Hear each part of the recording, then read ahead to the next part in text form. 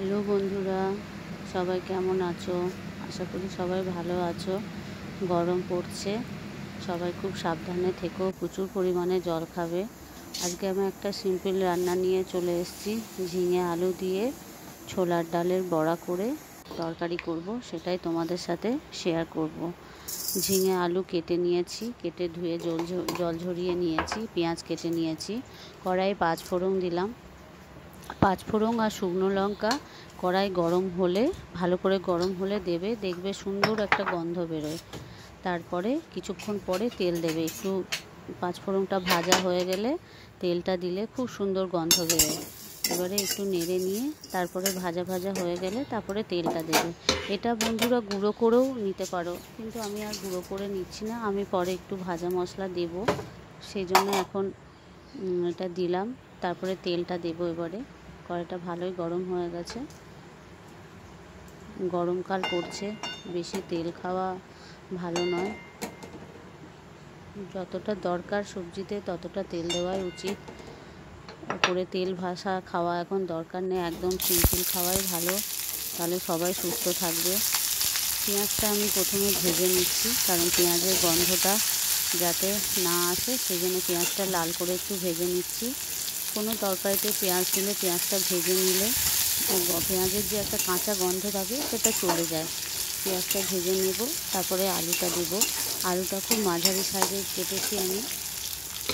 আলুটা মাঝারি সাইজে কেটেছি কারণ ঝিঙেটা তো তাড়াতাড়ি সিদ্ধ হয়ে যায়, সেই জন্যে আলুটা সিদ্ধ হতে সময় লাগবে, সেই জন্য বড়ো করে কাটিনি, মাঝারি সাইজে করে কেটে দিয়েছি। আর ঝিঙেটা দেবো। আলুটা আগে লাল করে ভেজে নিই, তারপরে ঝিঙেটা দেবো। আলুটা একটু ভাজা হোক, আমি তো গ্যাস কমিয়ে দিয়ে রান্না করি, একটু সময় লাগে আমার। পেঁয়াজ আর আলুটা একটু ভেজে নিই, একদম সিম্পল রান্না করি আমি। বন্ধুরা, যদি আমার রান্নার রেসিপিগুলো তোমাদের ভালো লেগে থাকে অবশ্যই লাইক করবে, কমেন্ট করবে। যদি কোনো কোথাও ভুল হয়ে থাকে তার জন্য আমাকে ধরিয়ে দেবে, যেহেতু আমি চ্যানেলে নতুন। ঝিঙেগুলো ভালো করে ওর সাথে ভেজে নিতে হবে, ঢাকা দিয়ে ভেজে নেব। এখন মশলা কিছু দেবো না, ঢাকা দিয়ে ভেজে নিলে কতটা কি ঝিঙের জল বেরোচ্ছে, তাহলে সেই আন্দাজে নুনটা দেওয়া যাবে। আগে থেকে নুন দিলে আন্দাজটা বোঝা যাবে না, বেশি হয়ে যেতে পারে। সেই জন্য আমি এটা ঢাকা দিয়ে খানিকক্ষণ ভেজে নেব, তারপরে মশলা দেবো কিছুক্ষণ পরে। আমি ভাজতে দিয়েছি, ঝিঙে আলুটা ভাজা হচ্ছে, আরও একবার নেড়ে দেবো। ঝিঙে আলু যে শুধু পোস্ত হয় তা নয়, ঝিঙে আলু দিয়ে অনেক কিছু তরকারি হয়। ঝিঙে একদম শরীর ঠান্ডা রাখে, গ্রীষ্মকালে ঝিঙেটা খাওয়া খুব ভালো। ঝিঙে সিদ্ধ, ঝিঙে ভর্তা, একটা টমেটো কুচি করে কেটে দিয়ে দিলাম, ভেজে নেব, ভাজার সময় দিলাম, এখনও মশলা দিইনি। টমেটোটা ওর সাথে নেড়ে নিয়ে ভালো করে একটু ঢাকা দিয়ে দেব।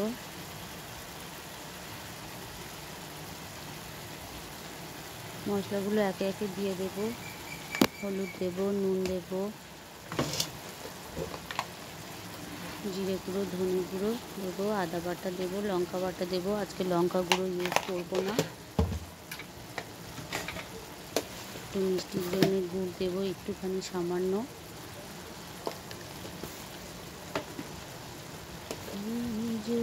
খাই কুঞ্জ ছায়ায় স্বপ্ন মধুর মোহে, এই জীবনে যে কটি দিন পাবো, তোমায় আমার হেসে খেলে কাটিয়ে যাব দোহে, স্বপ্ন মধুর মোহে। একটু ভাজা হোক, ঢাকা দিয়ে দেব। পরে আদা বাটাটা আর লঙ্কা বাটাটা দেব। অনেকটাই জল বেরিয়েছে, নুন দেওয়াতে সামান্য একটু নুন দিয়েছি। এদিকে ছোলার ডালটাও বেটে নিয়েছি, মিক্সিতে বেটে নিয়েছি। আলুটা দেখবো সিদ্ধ হয়েছে নাকি, জল দিইনি তো, আলু সিদ্ধ হয়নি এখনও, একটু সামান্য জল দিতে হবে আলুটা সিদ্ধর জন্য। আলুটা মনে হচ্ছে ছোটো করে কাটলেই ভালো হতো আর একটু, তাহলে সিদ্ধ হতো। আলুটা সিদ্ধ হয়নি, আবার ঢাকা দিয়ে দেব।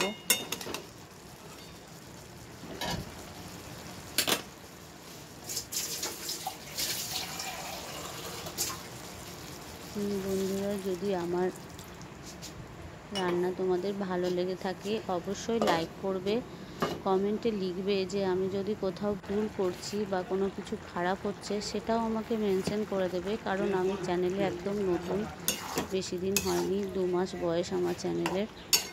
যদি ভালো লাগে তাহলে পাশে থাকবে, সাবস্ক্রাইব করে দেবে, পাশে থাকলে মোটিভেট হই। কড়াইয়ে তেল গরম করতে দেব, বড়াগুলো ভেজে নেব একে একে। বড়াগুলো একটু টাইট করে বাটতে হবে, যাতে জল দিয়ে না বাটলে যাতে ঢিলা হয়ে গেলে বড়াগুলো আর বড়া শেপ থাকবে না। গরম পড়ছে, এগুলোই এখন খেতে ইচ্ছা করবে। একটু বল বল সাইজে করে তেলের মধ্যে দিয়ে দিতে হবে। বড়াগুলো এইভাবে ভেজে নিতে হবে। বড়াগুলো ভাজা হয়ে গেছে, এবারে যে তরকারিটা তুলে রেখেছি ওটা ওর মধ্যে দিয়ে দেব। দিয়ে একটু নেড়ে চেড়ে একটু ঘি দেবো, আর গরম মশলা আমি দেবো না।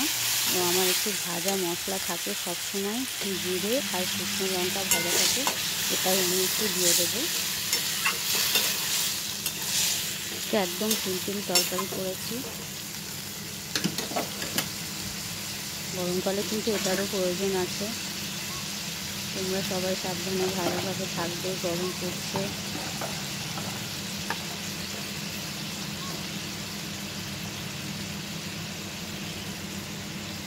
একটু ভাজা মশলা দিয়ে দিলাম, আর একটু ঘি দিয়ে দেব, সামান্য একটু ঘি দিয়ে দেব।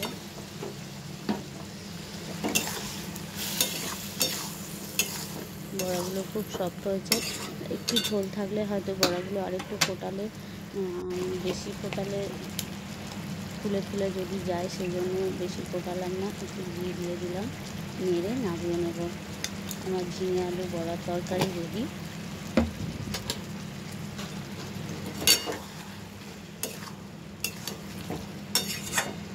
বাই বাই, সবাই খুব ভালো থাকবে।